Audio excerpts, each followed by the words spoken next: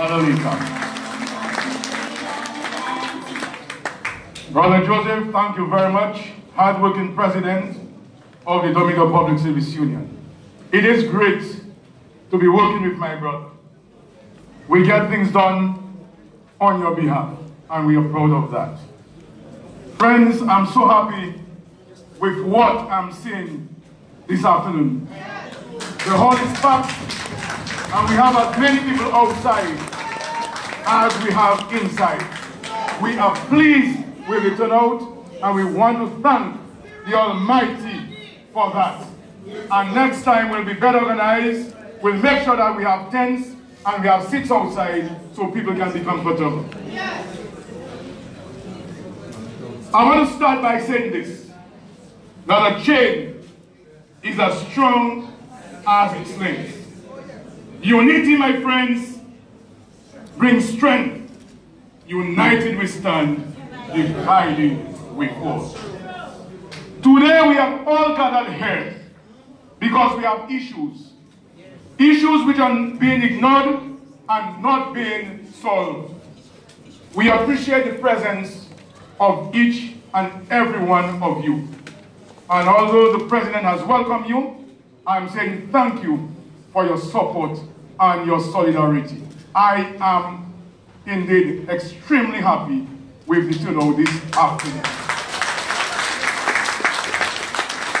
Brothers and sisters, this union has demonstrated a lot of patience. And when we bring our members together, and when we ask the public to support us, it's because at the back of our minds, we want to graduate from what we are doing today. And so I want to tell you, at the beginning of my presentation, that what you see today is the beginning of things to come. We are going all out. I repeat, we will be going all out to get what we want and what is due to us, brothers and sisters. Nothing, I repeat, nothing is going to keep us back. Nothing is going to prevent us from going forward.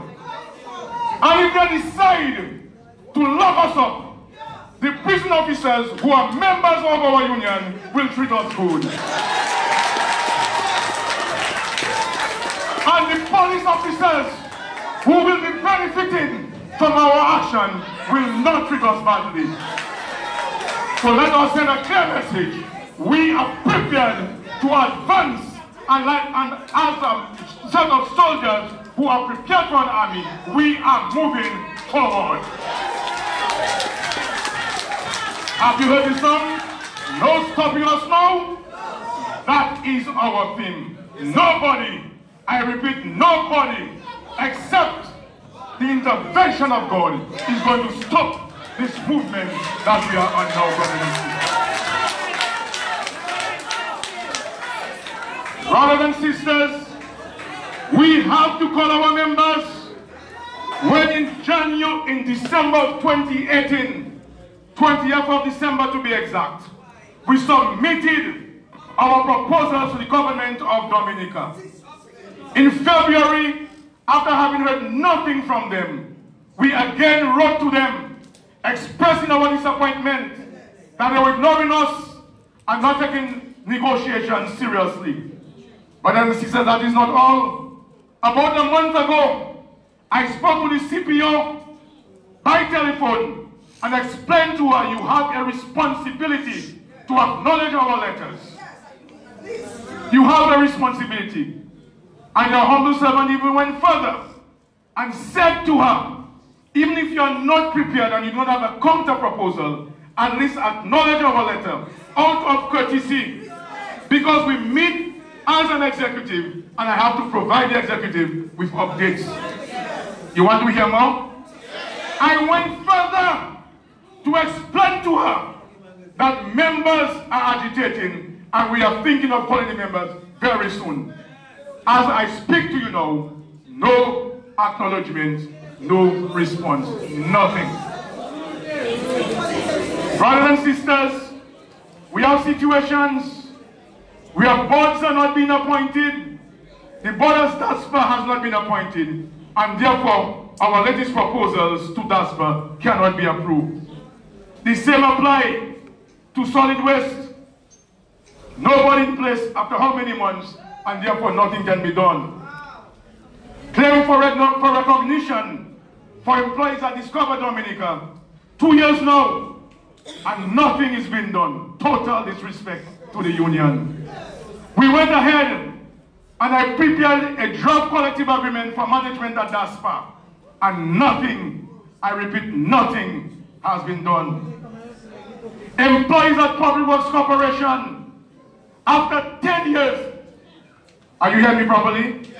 I repeat to you, 10 years, and I've not received a salary increase. In the public service, brothers and sisters, you have public officers in vacant position for 10 years and more and not been appointed. And today, our Prime Minister thinks he can play in the minds of those people, calling them to a meeting, the junior class, calling them to a meeting on the very blessed day that we're having our own meeting, thinking that he can intimidate them. I tell him, will, Mr. Prime Minister, and come again. Will, and come again. I told you in the beginning that nothing is going to keep us back.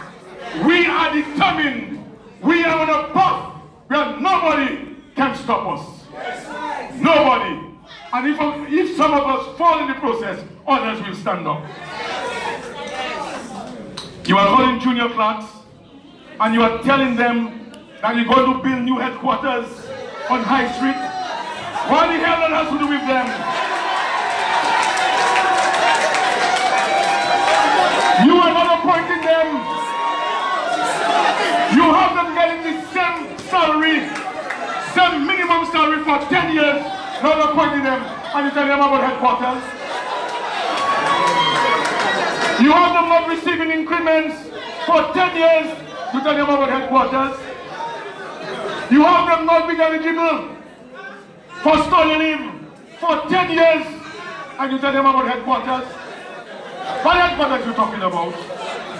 Which headquarters are you talking about? You have them not being able to go to the bank and negotiate a loan, and you're talking about headquarters? What are you talking about?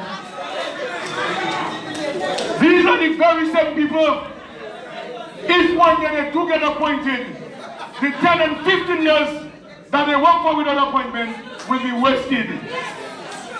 I am saying to you all, the next time that the Prime Minister will call any one of you up to meeting, you either sit at your desk or you call in sick.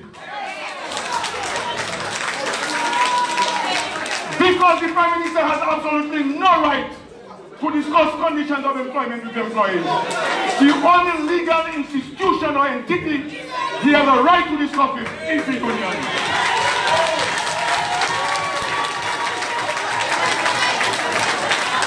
And you cannot disrespect the union, bypass the union, and call in junior officers because the majority of them are not appointed and you believe that you can intimidate them. And I'm sending one clear message. I understand that roll call was being taken.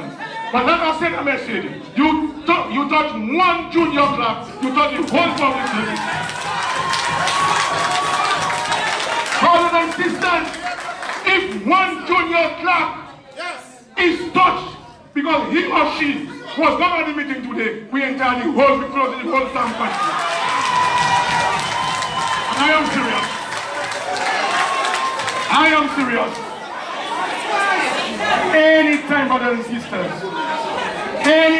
and sisters, that you are 50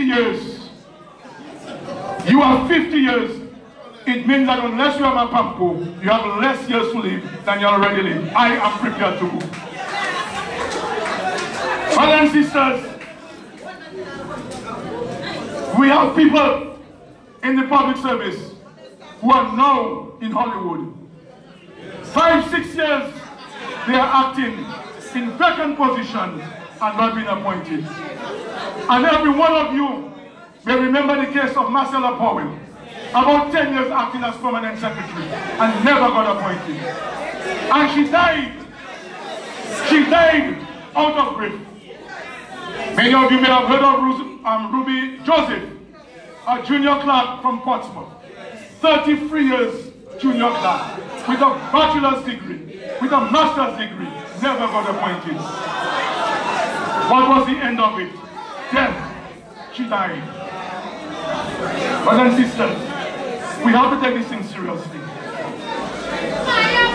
We have situations, as Sister Rosie explained earlier on, people working in mold-infested areas and going down with all illnesses, and nothing is being done but simple cleaning of the environment.